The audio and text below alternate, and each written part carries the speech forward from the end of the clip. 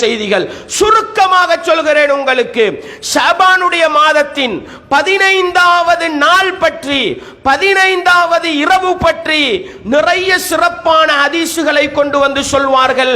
அனைத்தும் பலவீனமான செய்திகள், சஹீஹான செய்திகள் வரல்ல. அதை நானும் நீங்களும் மிக தெளிவாக விளங்கிக் கொள்ள வேண்டும். அந்த நடுப்பகுதியிலே அல்லாஹ் தஆலா கீழ்வானத்திற்கு இறங்குகிறான், அல்லது அடியார்களுடைய அமல்கள் அல்லாஹ்விடம் எடுத்து காண்பிக்கப்படுகின்றன என்பன போன்ற பல செய்திகள் வருகின்றன. இந்த செய்திகளின் அடிப்படையில் அன்றைய தினத்தில் அல்லாஹ் தஆலா முஷ்ரிக்குகளுக்கும் முஷாஹின்கள், அதாவது பகைமையோடு இருக்கக்கூடியவர்களுக்கும் தவிர மற்றவர்களுக்கு மன்னிப்பு வழங்குவதாகவும் அந்த ஹதீஸ்களிலே குறிப்பிடப்பட்டிருப்பதை நாம் பார்க்கிறோம். இந்த ஹதீஸ்கள் தொடர்பாக ஹதீஸ்களை அறிஞர்கள் மத்தியில் கருத்து வேறுபாடுகள் காணப்படுகின்றன. இவை ஆதாரப்பூர்வமானவையா இல்லையா என்பதிலே ஒரு சில அறிஞர்கள் இவை எல்லாம் ஒன்று சேர்கிற போது இது ஏற்றுக்கொள்ளப்படக்கூடிய தரத்தை அடைகிறது என்று சொல்கிறார்கள். அவர்களிலே ஷேக் அல்பானி ரஹ்மத்துல்லாஹி அவர்கள் மிக முக்கியமான ஒரு அறிஞராக காணப்படுகிறார். எனவே இந்த அடிப்படையில் ஷாபானுடைய நடுப்பகுதி சிறப்புக்குரியதாக இருக்கிறது. அதிலே அல்லாஹ் தஆலா கீழ்வானத்திற்கு இறங்குகிறான், தன்னுடைய அடியார்களுக்கு மன்னிப்பு வழங்குகிறான்.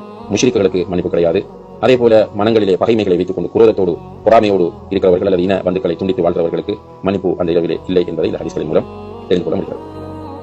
அபூ மூஸா அல்-அஷ்அரி ரலியல்லாஹு அன்ஹு சொல்லுவாங்க, இன்னல்லாஹ லயத்தலிஉ ஃபீ லைலத்தின் நிஸ்ஃபி மின் ஷஅபான். ஷஅபானுடைய மாதத்தின் நடு இரவையில் அல்லாஹ் வருகிறான். ஃபயக்ஃபிரு லிஜமீஇ ஹல்கிஹி, அல்லாஹ் அவனுடைய எல்லா படைப்புகளுக்கும் மன்னிப்பு கொடுக்கிறான். இல்லா லிமுஷ்ரிகின் அவ் முஷாஹினின், இணை வைப்பில் ஈடுபட்ட ஒரு மனிதனுக்கும் முஸ்லிம்களோட கோபத்தாபம் வச்சுக்கிட்டு இருக்கிறாங்களே அவர்களுக்கும் தவிர மற்ற எல்லாருக்கும் மன்னிப்பு கொடுக்கிறான். இப்படி ஒரு ஹதீஸ் வருது. இந்த ஹதீஸ்ல மட்டும் ஒரு சர்ச்சை இருக்குது. இது ஹசனுடைய தரத்துக்கு வருமா வராதா?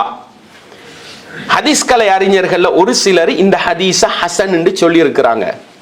அதுல முக்கியமா அறிஞர் அல்பானி இமாம் போன்றவங்க இந்த ஹதீஸ ஹசனுடைய தரம் சொல்றாங்க. ஆனா கிட்டத்தட்ட இந்த ஹதீஸ் இப்னு மாஜால அபூ மூஸா ரலியல்லாஹு அன்ஹுவோட செய்தியா வருது. அதே போல அஹ்மதுல அப்துல்லாஹ் இப்னு அம்ர் ரலியல்லாஹு அன்ஹுடைய ஹதீஸாக வருது. இப்னு ஹிப்பான்ல முஆத் இப்னு ஜபல் ரலியல்லாஹு அன்ஹுடைய ஹதீஸா வருது. அதே போன்று பஸ்ஸார்ல அபூபக்கர் ரலியல்லாஹு அன்ஹுடைய ஹதீஸாக வருது. அதே போன்று பஸ்ஸார்ல அவுஃப் இப்னு மாலிக் ரலியல்லாஹு அன்ஹுடைய ஹதீஸா வருது. அதே போன்று பஸ்ஸார்ல அபூ ஹுரைரா ரலியல்லாஹு அன்ஹுடைய ஹதீஸா வருது. அதே போன்று இப்னு அபி ஆசிம் அவங்க பதிவு செய்றாங்க சுன்னான்ற புத்தகத்துல அபூ ஸஅலபா ரலியல்லாஹு அன்ஹு 7 நபித்தோழர்கள் வழியில் இதே செய்தி என்ன செய்யப்பட்டீங்க பதிவு செய்யப்பட்டிருக்குது.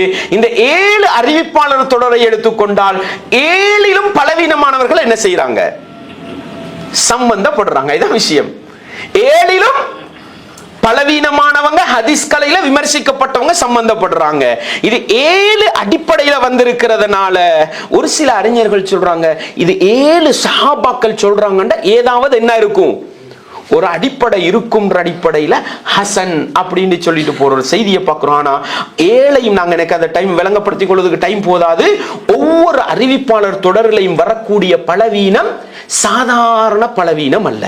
சாதாரண பலவீனம் இருந்தா இன்னொன்றோட சேர்த்து என்ன செய்வாங்க, எடுத்துருவாங்க. பலவீனம் கடுமையாக இருந்தால் ஒன்றோட சேர்த்து என்ன செய்ய மாட்டாங்க, நோக்க மாட்டாங்க.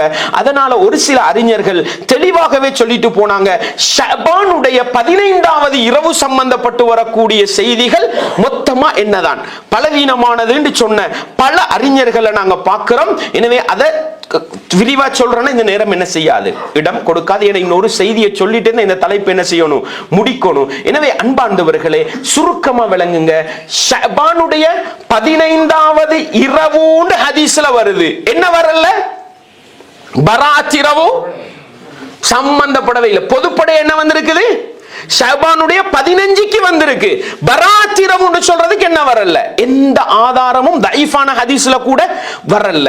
அதிலும் 15வது இரவுக்கு வந்திருக்கிற ஹதீஸ்கள் பெரும்பாலும் என்ன, மிக பலவீனமான செய்திகளாக இருக்குதுன்ற ஒரு பொதுப்படையான அறிவு என்ன செய்யணும், எங்கள்கிட்ட இருக்கணும்.